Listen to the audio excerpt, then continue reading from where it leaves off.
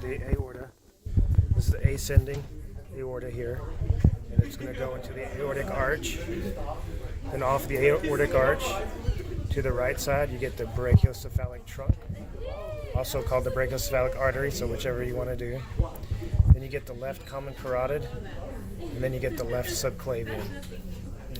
So brachiocephalic trunk comes up here, and it's going to give rise to the right common carotid artery and the right subclavian artery here.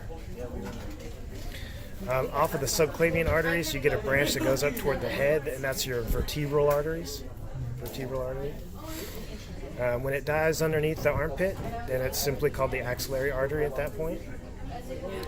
And you follow the axillary artery when it's over the humerus. We just call that the brachial artery.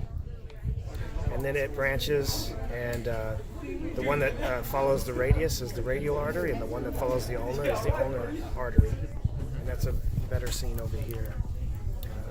So this is ulnar and radial artery there. The radial artery is the one you took your pulse with the other day. Okay, so the aorta becomes part of the, or descending, or the thoracic aorta. It pierces through the diaphragm, and then there's a giant branch called the celiac trunk. That's the very first big vessel off the abdominal aorta. And that has three major branches. One goes to the spleen, that's called the splenic. One goes to the liver, that's called the hepatic or common hepatic artery.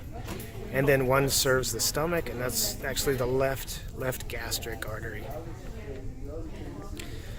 Just inferior to that, you get the superior superior mesenteric artery.